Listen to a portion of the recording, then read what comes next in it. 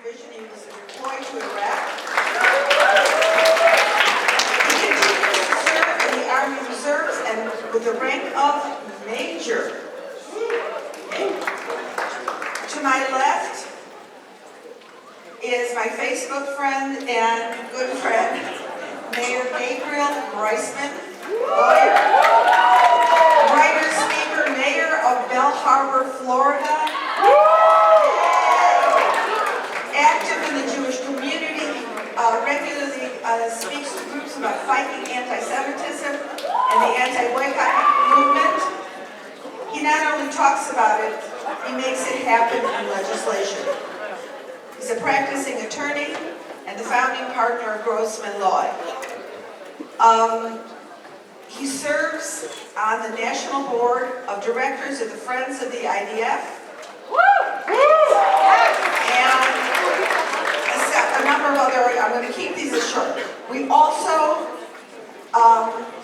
have with us Scott Abrams. Scott Abrams works for Representative Brad Sherman, who unfortunately was not able to be here today. Brad Sherman is a staunch, proven supporter of Israel, and Scott works as his senior aide, and he's from California, and he's represented Jewish communities and organizations where he's forged important relationships with the U.S.-Israel alliance. So now, if we have, I can't see the screen, so is Brad on the screen? I'm here. Hi, Brad. Hi. Well, thank you so much. How are you? I'm good, Brad. I'm very fortunate to have Representative Schneider representing me in the 10th District of Illinois. And this is a really important question. How do you see anti-Israel and anti-Semitic hate infiltrating political discourse? And what are you and others doing to address the issue? Peggy, thank you for the invitation to join you, and thank you for the question. The first thing I would say is that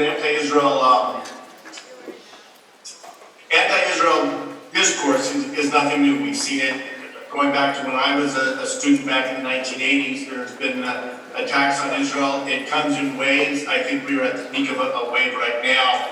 The one thing I'll mention is you were talking about support for Israel. I checked it because that was my recollection. But the last survey showed that support for Israel in the United States across the board is at the highest it's been since the 1990s. We are on an uptick.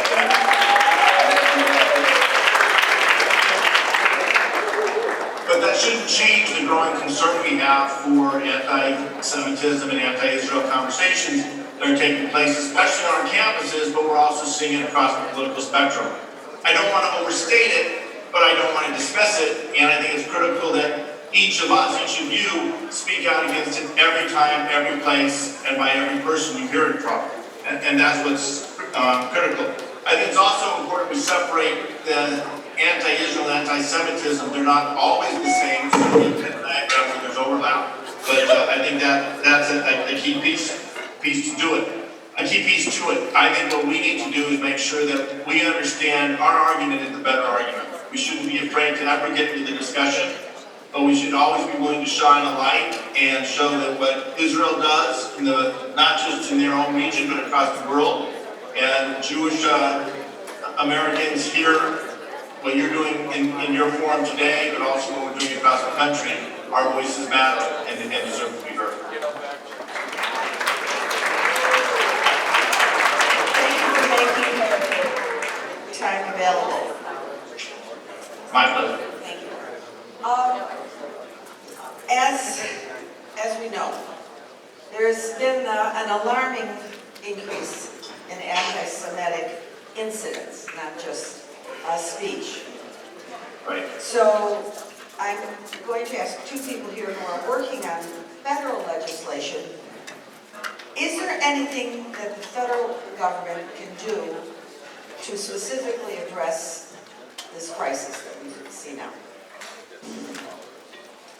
The Senate passed legislation S1 which was the fact that they used the S1 number for it highlights just how important of a priority it is for Senate leadership. That legislation is now over in the House and does a few different things. One combats the BDS movement, but it also, and I'll get back to that in a second, it also supports our alliance with Jordan. It increases sanctions on those propping up the Assad regime. It's helping honor our 10-year memorandum of understanding commitment of support with Israel. But the controversial aspect of it is the anti-BDS language, which I strongly support. I co-sponsor the same legislation that exists over in the House, and it's something that really needs to be brought through committee and to the floor, but it's being held at the desk. It hasn't even been sent to committee yet. Allowing states and local governments to end contracts with those who support the BDS movement. And I believe that we need to crush the BDS movement. We need to confront it head-on on college campuses. We need to understand that the founder of BDS was blatantly anti-Semitic. We need to confront the reality that in the name of BDS, on college campuses, we have innocent Jewish students who are being targeted with blatant anti-Semitism. And we can't empower it, we can't elevate it, we must confront it and crush it in its entirety right now. And that's why I believe that the House as well should pass this legislation and send it to the President's desk for him to sign. Thank you.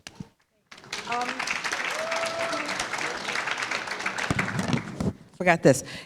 If you want to, if you'd like to comment on that, Scott, and if either you have comments on what might be happening to the Anti-Semitism Awareness Act, which actually defines anti-Semitism, and by defining it, we can help defeat it, if you will have a comment on that. But Scott, about S1.